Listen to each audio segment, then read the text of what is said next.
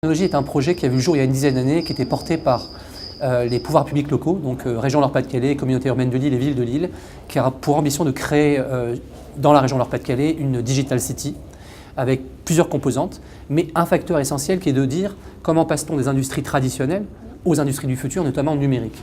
Et donc nous avons créé Eura Technologies qui a pour vocation d'accompagner petites, moyennes et grandes entreprises dans le secteur des nouvelles technologies au succès. Nous sommes un intermédiateur entre l'offre et la demande. Et je vais être un peu plus précis là-dessus. Aujourd'hui, nous sommes dans une région qui est une région historiquement forte d'un point de vue de l'industrie, forte d'un point de vue du commerce, donc de la grande distribution, forte du point de vue de la vente à distance. Et nous avons depuis quelques temps de nombreuses entreprises dans le secteur des nouvelles technologies qui se développent.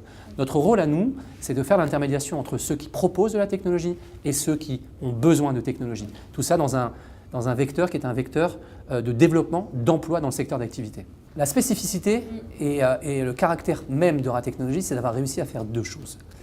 La première, c'est d'être parti de l'ancien pour créer du nouveau. Donc rien ne se perd, rien ne se crée, tout se transforme. Nous sommes partis d'une usine textile pour recréer un écosystème vertueux et économique et accueillir des entreprises dans le secteur des nouvelles technologies. Nous sommes passés du 19e au 21e. Et la deuxième spécificité, et je pense que c'est le point le plus important, c'est la création d'un écosystème.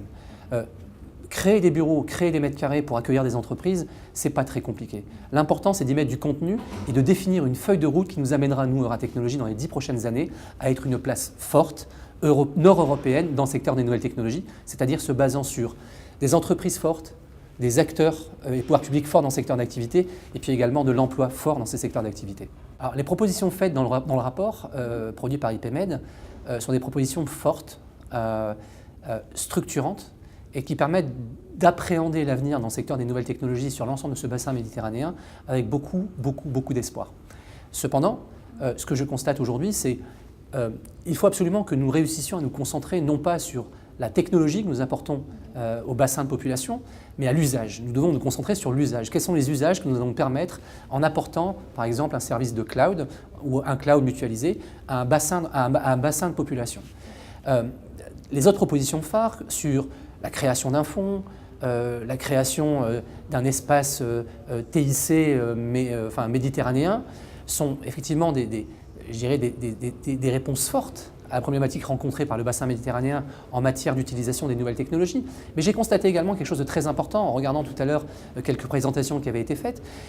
J'ai vu quelque chose sur l'impact des nouvelles technologies sur les révoltes arabes. Je pense que le positionnement serait plus intéressant si nous réussissions à faire l'impact des nouvelles technologies sur la révolte économique des pays arabes. Comment les nouvelles technologies de l'information et de la communication vont impacter la transformation, notamment de ces économies-là, vers les économies de la connaissance et notamment ce qu'on appelle l'industrie de la connaissance. Alors, on parle souvent de TIC, on dit technologie de l'information et de la communication. Mais quand on regarde réellement les choses, les TIC sont par excellence très transversales, c'est-à-dire sont les usages qui rendent aujourd'hui importants les TIC.